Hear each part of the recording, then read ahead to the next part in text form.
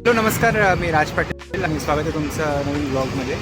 आता आपण छत्रपती संभाजीनगरच्या शिवाजीनगर अंडरपासमध्ये उभा आहोत. अंडरपास आपल्या इथे आहे सध्याला आणि सर्वात जास्त स्क्रुटिनीमध्ये राहिलेला विषय, सर्वात जास्त ज्या विषयाला म्हणजे बॅरिकेडपासून तर गड्ड्यापर्यंत शिवाजीनगर अंडरपास जोपर्यंत फुल म्हणजे कधी एवढा फुल झाला की त्याच्यामध्ये येणं जाणंही मुश्किल झालेलं आहे.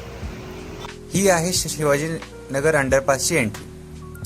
ज्या एंट्रीतून नेहमी हजारो लोक जातात, तरीसुद्धा हा अंडरपास गेल्या वर्षीच बनवलेला आहे. या अंडरपासला केवळ अधिकाऱ्यांनी पास नाही केलं, तर याच्यामध्ये खूप सारा पॉलिटिकल इंटरफेरन्स पण होता. या अंडरपासच्या स्टार्टिंगपासून फ्लायओव्हर बनवायचा की अंडरपास, तिथून याचा संघर्ष चालू होता.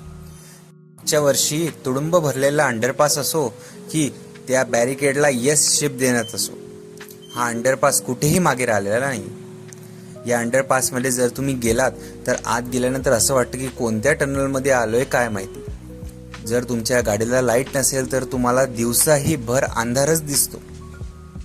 देवळाई साईडचा हा बॅरिकेड, याला साधारणतः 150 ते 200 वाहनांनी ठोकून त्याचा शेप चेंज केलाय. हा पहिले सरळ होता बरं का, पण आता तो तिरपा झालाय. आता आजूबाजूच्या सगळ्याही सर्व्हिस रोडचं काम झालेलंच आहे जवळपास, तरी सुद्धा मोठ्या मोठ्या गाड्या अजूनही त्या अंडरपासमधून अशाच पास होतात.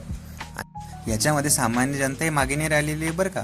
त्यांनी त्या अंडरपासच्या बॅरिकेडचे नटबोल्ट काढणं असो की त्या प्लेटला उखाडणं असो, याच्यामध्ये कोणीही मागे राहिलेलं नाही. अधिकारी वर्गांनी देखील सुद्धा तिथे 3 ते 4 फूट खोल गड्डा खोदून ठेवलाय. आता तर शिवाजीनगर अंडरपासला क्रॅकही पडतायत, ती झाली वेगळी गोष्ट. आता या पावसाळ्याचं बघूया की या पावसाळ्यात शिवाजीनगर अंडरपास भरेल की नाही भरणार, कारण की सर धन्यवाद.